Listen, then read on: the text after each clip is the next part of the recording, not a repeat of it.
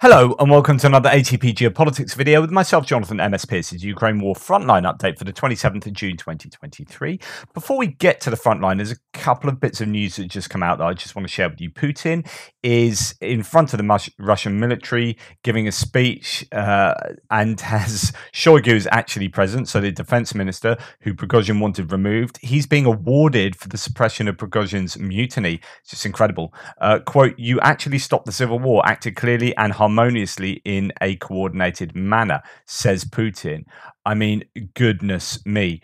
Putin has said quite a lot here. This is Max23 saying, "Fast and accurate work of the security forces during a rebellion made it possible to prevent casualties among civilians. Wagner could not take Moscow."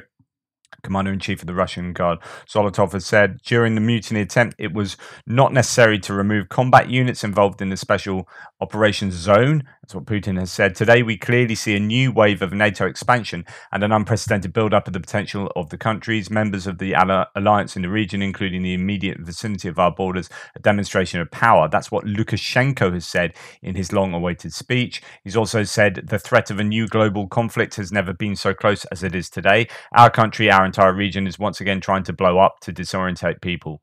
Lukashenko. So he also says, "In any case, do not make a hero out of me, or nor of Putin, or of Prigozhin, because we missed the situation, and we thought that it would resolve, but it did not resolve. And two people who fought at the front collided. There are no heroes in this case."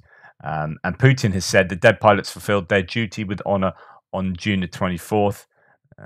So on and so forth. The people, the army, Russians were not with the rebels. You actually stopped the civil war, acted clearly and coherently, as I said before. So, lots of almost, lots of laughable rhetoric, I think, considering what had taken place with Prigozhin and the mutiny. A lot of commentary to be made on that. One other thing that has happened, so I don't know if you remember a year ago in the city of Kreminchuk, a mall was hit and it was absolutely horrific. A year to the day, Russia has said, I mean, this is how symbolic they are, and how, I mean, as if they're celebrating that hit. A year to the day, they just sent cruise missiles against Kremenchuk. A Russian Kh-22 anti-ship missile was reportedly struck a location on the outskirts of the city of Kremenchuk in the Poltava region. Russian sources are claiming that an ammunition depot was hit, but it is currently unknown what has actually been targeted. However, local sources are reporting a massive emergency response. So just a couple of things that have taken place there. Let's get to our northeast sector of the front line, which is the Kupiansk to Svatova to Kreminna front line. That's this axis there. On my map, that looks something like this. So not a huge amount of information about what has taken place. I don't think much has taken place. Stelmakivka, Krivoshivka, a couple of places where the Russians have been repelled. Russian mill bloggers claim that Russian forces attempted to advance towards Berestova, which is northwest of Svatova. So Svatova is here, and we have this is one of the repelled attack places from the Russians there, Stelmakivka as well, and then Berestova. There's quite a lot of activity around this Kuzumivka, Novoselivska area. And other than that, not too much to report. Conducted attacks. So the Russians conducted attacks near Berestova and Kreminna. And the Russian MAD claimed that Russian forces repelled 2 Ukrainian attacks near Spurna, which is interesting because the Russians have been having some success around Spurna, though at some cost, I believe. So Spurna is here, just between Kreminna and, or Kreminna up there, the forest where there's quite a bit of activity, and then Bakhmut in this area here. Right, let's go to Bakhmut now. But before we do that, let's just drop it in on Rebar. The pro-Russian source, Mill Blogger, says that on the night of June 26th, Russian troops again struck AFU facilities in Ukraine. Talks about cruise missiles on Odessa. In the Starobilsk direction, so that's in the Kreminna area here, units of airborne troops continue to fight in the Serebyansky forestry area. At the same time, there are massive strikes on the rear positions of the Ukrainians in Torska, Terny, and Nevska. Just to let you know where they are, that is Terny, Torska, and Nevska, so just to the west of this salient, to the west of Kreminna itself. Okay, against the background of failures near Kreminna, the Ukrainians launched a number of counterattacks in the Spirna and Bilohorivka areas. Small Ukrainian groups thrown at the Russian positions were dispersed by artillery and small arms fire. So that's what it says. That's what they say about the activities taking place north of Bakhmut. And then as we get to the Solidar area, as they call it, the situation to the north of Solidar remains steadily grave, where the enemy attacks in the direction of Yakovlivka. Nevertheless, there are no successes for the Ukrainians in this section of the front. This is to say, as we come down here, this Yakovlivka area where the Russians have been pushed back by the Ukrainians. Ukrainians have had some success. Vesely area, the Rebar source here says that it is grave for the Russians. Let's go to what the ISW, Institute for the Study of War, American military think tank, says. Quite a lot of claims about Bakhmut, although, you know, a lot of words to say basically everywhere. There's activity everywhere and it's being kind of repelled. As I reported yesterday, there were claims that the Ukrainians advanced 600 to 1,000 meters, but then also claims they advanced 1 to 2 kilometers in every area of Bakhmut. Indeed, some of the claims were. So there have been big advances, or like comparatively big advances in the whole of this kind of Bakhmut area, north and south, and inside as well, as far as I can gather. But they are not reflected really on any of the maps that I've been looking at. The mapping remains pretty much the same. Just to remind you, all of these lines represent Russian defensive lines. The blue represents pro-Ukrainian mapper Andrew Perpetua. Red Syriac maps is pro-Russian mapper. And there's another pro-Ukrainian mapper, Deep State map, in yellow, but they have a 48 to 72 hour operational security delay on their mapping. The end result is that I think Ukrainians have pushed the Russians back by the E40 highway here, the M03 highway, and that's not reflected in Syriac maps, but I think Andrew Perpetua has it more accurate. Around Dubovo-Vasilivka, Orikovo-Vasilivka as well, the Ukrainians are making some successful inroads, and perhaps around this Yahidny area, although that's calmed down the last few days. ISW says that Cherevati, the spokesperson for the Ukrainians, stated that Russian forces are transferring airborne troops, infantry reserves, BARs, combat reserves, territorial troops, Storm Z units, and units of private military companies, Patriot, Fakel, and Veterani. Patriot, I think, is Shoigu's own PMC, to Bakhmut in an effort to maintain control over the city. This speaks to a bit of a panic. If it's true, I mean, this is the Ukrainians claiming this is true. The Russians are seemingly sending pretty much everyone to Bakhmut in an attempt to stop the Ukrainian advances. We already know that, say, for example, Fakel have been operating there previously in April. That's a Gazprom PMC. Some of the PMCs get kind of sold onto other PMCs or taken under the control of other units and whatnot. So it's difficult to know exactly who's doing what when they are active on the front line. So that is that's Bakhmut as a kind of generalization. If we look at map here, this is Poulet Volon's map, says that there are some advances up to the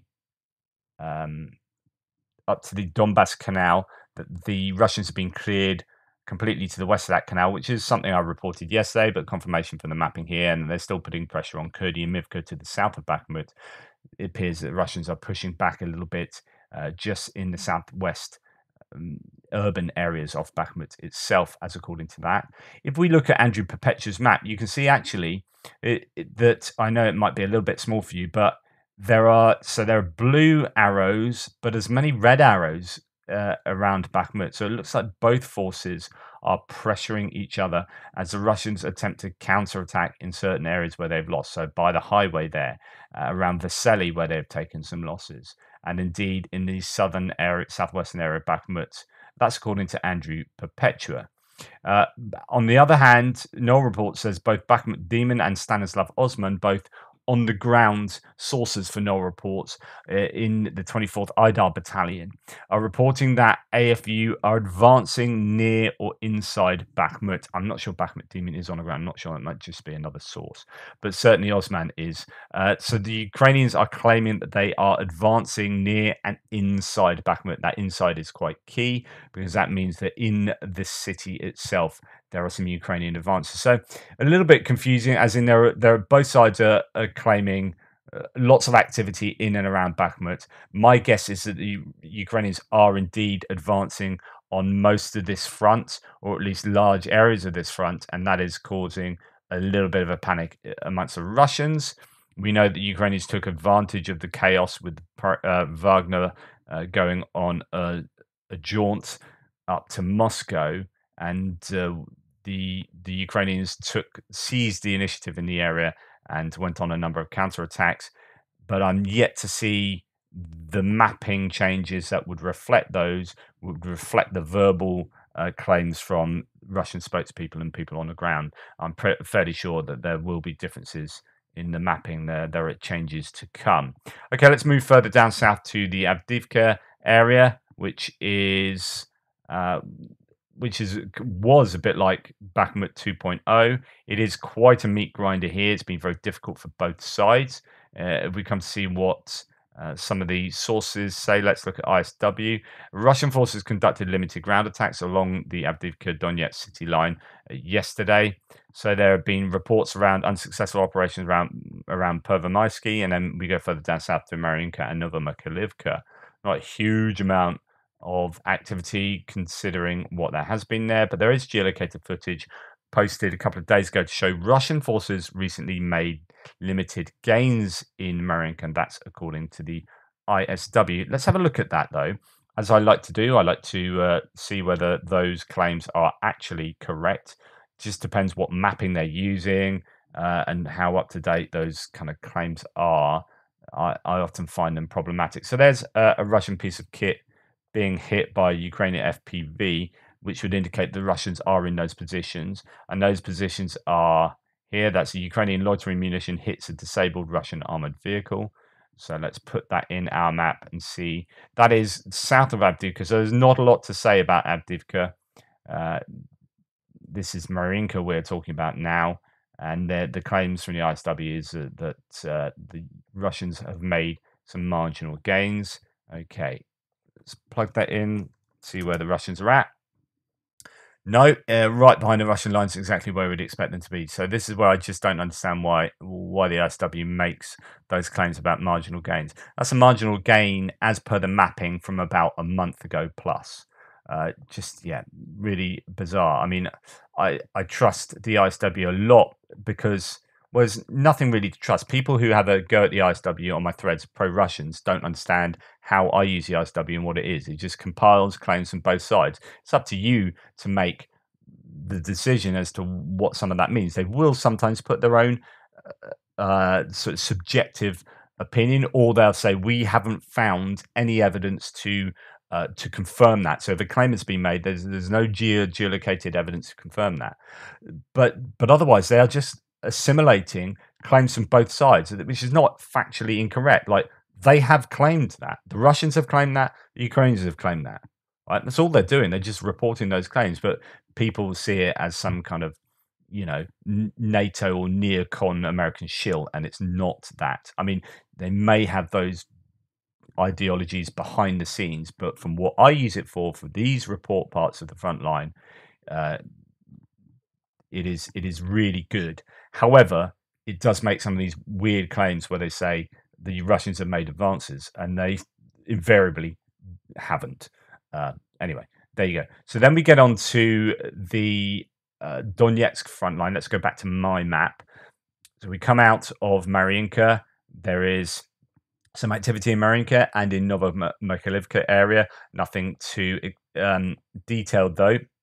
Vuhledar here, the ISW doesn't mention Vuhledar today. That's the first day it has not been mentioned. So obviously nothing claimed to be taking place there. And then we come towards the west, towards Novodonetsk and indeed Makarivka, Rivnepil and Novodarivka. Right. In this salient, the Ukrainians made some gains yesterday, and that has been reflected in all the mappers. So you can see Andrew Perpetua's map here in the blue has the Russian lines further back than Syriac maps, but Syriac maps has has admitted that there are these gains. So if we come now to the Donetsk uh, set of tabs, this is the overall look of the area. So we're in Donetsk, but as it goes on to the Zaporizhia, you can see that there's still activity in all the places there have been previously. Maybe a little bit of renewed vigor in the Velika Novosilka area, as the Ukrainians certainly have some momentum there.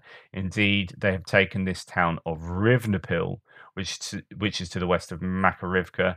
Uh, Rebar says of here in the Varimka sector, which is a Velika Novosilka area, after several days of continuous attacks, the Ukrainians managed to enter Rivnopil. Russian units withdrew from the populated area and took up defenses on the surrounding heights and in the wooded areas. And we'll get to the rest of their claims in a second. So, no report says of this. Bridgehead confirmed the Ukrainians bring in more personnel to consolidate. Initial reports. Oh no, that's what am I talking about? That's wrong. Sorry, that's a Kherson area. Rivne liberated by the Ukrainians. Ukrainian units are now advancing southeast of Rivnopil towards Staromoilska, and there are reports that the Ukrainians are advancing from Levadny to Stepavat and the south of Novodarivka to Priutny. So let's go and put all of that on my map here. So that is to say that the Ukrainians now, having taken this area and having taken Rivnopil, which is there, they are able to now advance on Staromoilsky from the west, possibly giving attacking it from three different directions, three sides. So let's go and get my drawing tool, and we will. No, we won't. So it's now in the wrong place. Sorry, this is now. I'm now using. Microsoft Edge, so everything's a little bit different for me, but I've got the same drawing pen. So that is to say they're hopefully going to be attacking from this side as well now that Rivnopil has fallen. This will then leave Staromoilsk somewhat surrounded, although they do have the river to contend with. And these, if they can attack from the west, this is higher ground in this area. So that will be useful for the Ukrainians to take other places, as well as Priutne here. That's being advanced from the west and from the north from Novodarivka. And of course, they'll want to clear out the remaining areas of the Russian troops here on these heights, because this area is higher ground, as we have the river coming down here to the east. Obviously, the river will be on lower ground. So that's what's happening in that area. Let's get rid of that. Bosh. Okay. Let's go back to the ISW, which then goes to the west. I mean, it does talk about all of that with regard to Rivnopil, but it then moves on to talking about the west. Let's go to my map to show you where that is before we do some talking about it. So, as we come past Marfapil and Drozhyanka, again, there's supposed to be activity around there, but here nothing about it. We come to Malotokmachka and Robotina here, where the Ukrainians are pressuring the Russians by attacking south towards Tokmak, and they may well have breached the larger defenses here, the larger trenches north of Robotina. I imagine they have. The claims are that they are now pretty much a kilometer north of there. Let's go back to Rebar, who says that in the Zaporizhia direction, the situation is generally unchanged, with inclement weather not conducive to active combat operations. At the same time, positional fighting continues both in the direction of Robotina and the area of Pyatikhatki. If we go now to no reports, the AFU, no map changes, but the AFU is reportedly on the outskirts 500 to 1,000 meters of Robotina. Fighting is ongoing north of Zerebianki. AFU artillery working on Russian trenches, and Ukrainian forces try to advance at the forest strip to the southeast of Pyatikhatki. The General Staff has said Ukrainian troops continue to successfully advance in the east and south so Bakhmut and the Zaporizhia area, Donetsk area. The troops were successful in the directions of Novodiivka to Priutno, which we talked about, and Nova and Adiivka to Roberterne. So that is here, exactly here. So that's Nova Danilivka. Anyway, yeah, it looks like there are advances or consolidation of positions, but not a huge amount of success for the Ukrainians, territorially speaking. When we go back to the ISW, Russian sources claim that Ukrainian forces continued limited ground attacks in this area. Attacking, the Russians claim they repelled a Ukrainian attack near Robotyne. Some Russian mill bloggers indicated that Piatikhatki is contested and that Russian artillery fire prevents Ukrainian forces from re-entering the settlement. But the ISW is unable to confirm these claims. This is to say that as we move to the west to Piatikhatki, as Syriac Maps still maintains, the area is contested. It has the Russians controlling half of Piatikhatki. I don't think that's true. I think they have been pushed out to Piatikhatki, but it wouldn't surprise me if they are hemmed in with Russian artillery fire. This is the forest strip that they are trying to move through and from towards Zerebianki.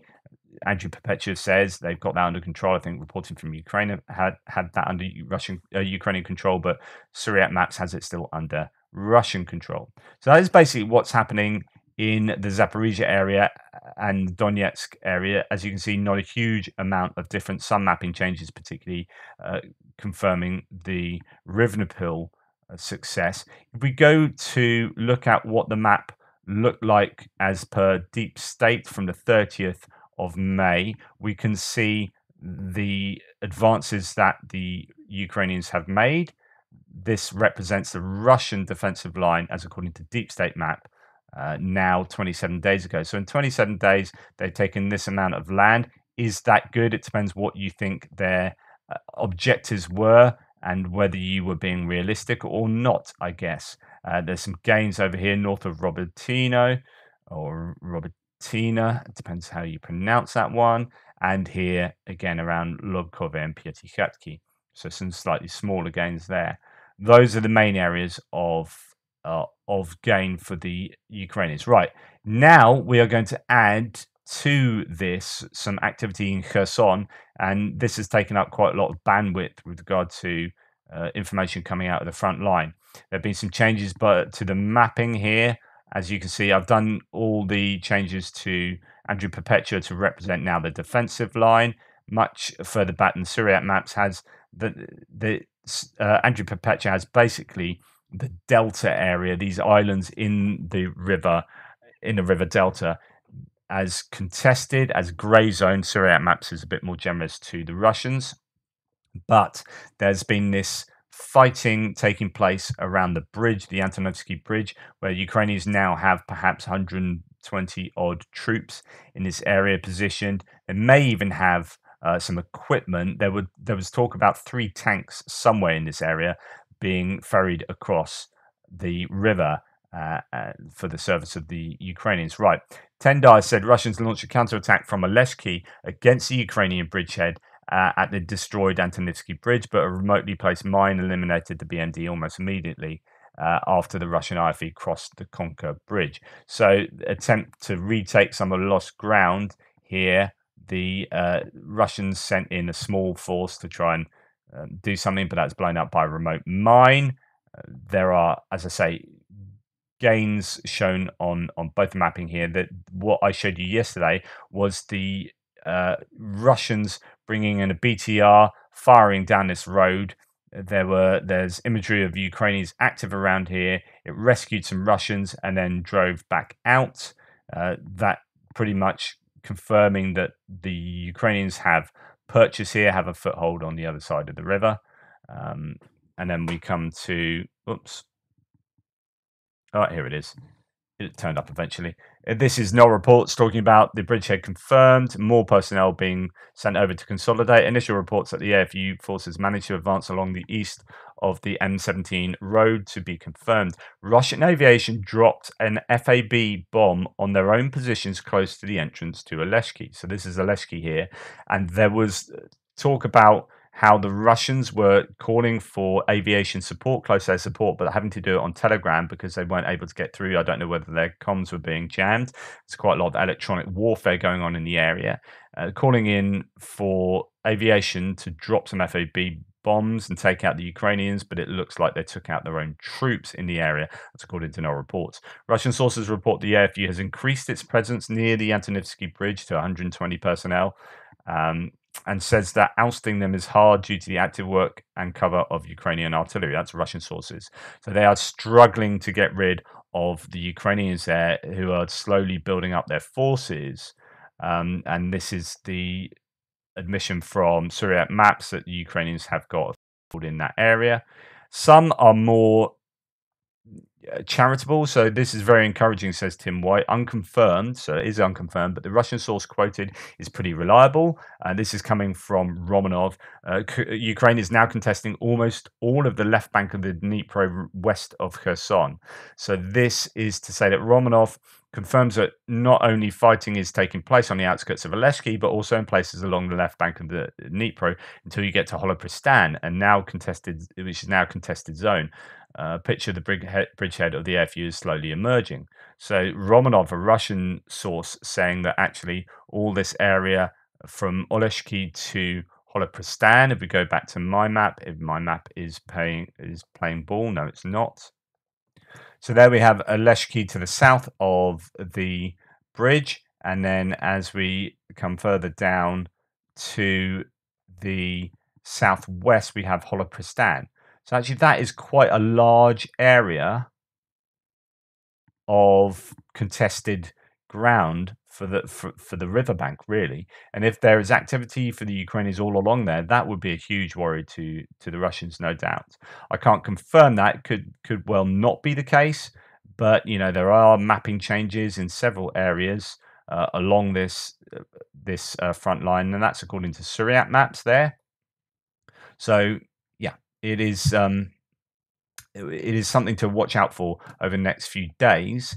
There is one more bit of footage to look at. So burning Russian equipment on the left bank of the Kherson region, close to Oleshki, former border guard post. So I don't know what equipment this is, whether that is sort of infantry fighting vehicle or something, or whether it's a building. But we'll go and plug that in, and that would show that there is activity here. So, okay, so burning equipment further back now from where most of the activity was taking place. So whether that is an artillery hit or whether that signifies that the Ukrainians on foot have advanced further, I don't know. But that is some footage to suggest something burning further back. Anyway, that's all for today. You know, not a great amount in certain places, but then a lot of interesting activity, particularly around here in the Dnipro River Delta area, which could be a real problem for the Russians, as they have supposedly drawn some of their troops away from there after the flood, and now it looks like the Ukrainians are actually making a bid to have some kind of counterattack. Whether that be anything larger than that is to be seen.